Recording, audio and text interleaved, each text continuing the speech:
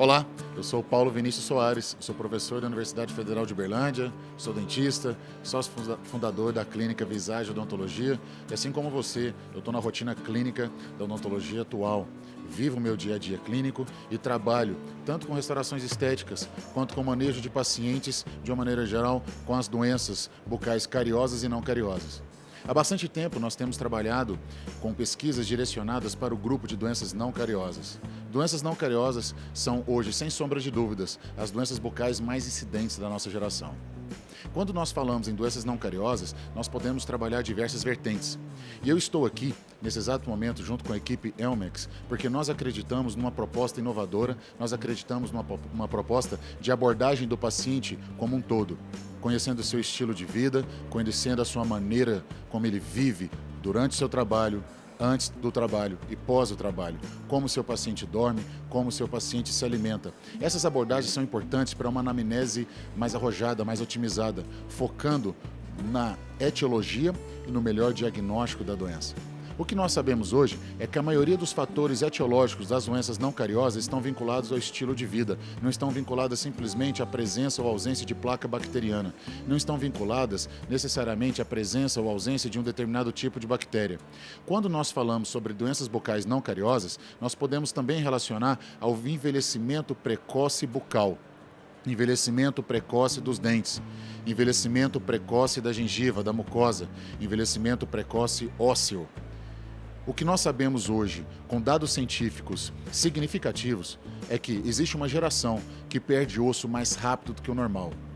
Nós sabemos que nunca se viveu, nunca se viu e nunca se presenciou a quantidade de jovens pacientes com alto índice de ansiedade.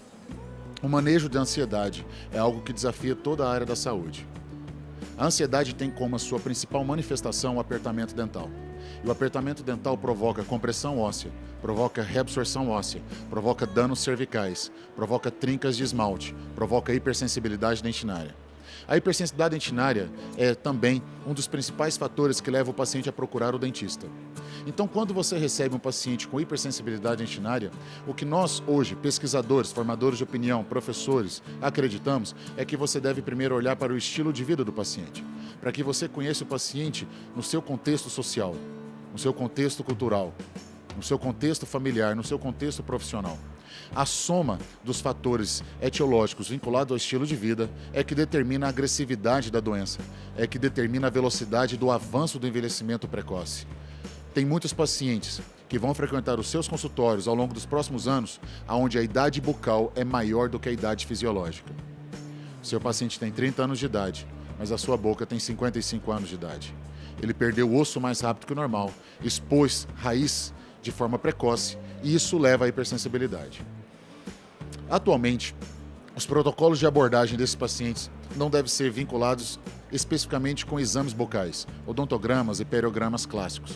A ficha de anamnese deve constar a análise da dieta, análise do processo de escovação, relatórios de doenças gástricas, relatórios específicos para pacientes pós-ortodônticos, ex-usuários de aparelhos ortodônticos, pacientes que passaram por retratamentos ortodônticos, porque nós sabemos que esse é, sem sombra de dúvidas, um dos maiores grupos de risco dessa doença.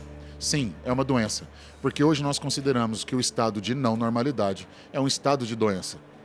A hipersensibilidade dentinária é uma doença, a recessão gengival é uma doença, a lesão cervical não cariosa é uma doença. Ela tem um hospedeiro, ela sofre efeito do meio, ela sofre efeito do organismo, ela sofre efeito de como o dentista vai modular. O dentista pode provocar atos que avançam e atos que controlam a doença. Nem sempre apenas o equilíbrio oclusal vai controlar o avanço da doença. Você vai precisar entender um pouco mais de processos de desoclusão. Você vai precisar entender um pouco mais das ações multiprofissionais.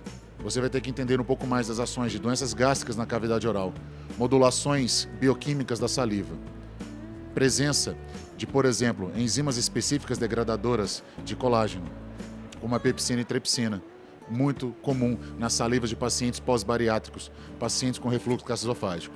Você também vai entender que uma geração inteira investe na saúde corporal, investe numa alimentação ácida, investe numa nutrição esportiva, investe em terapias para a busca do corpo perfeito. E tudo isso faz parte do grupo de risco de recessão gengival, lesões não cariosas, trincas precoces, exposição precoce de raiz, envelhecimento bucal.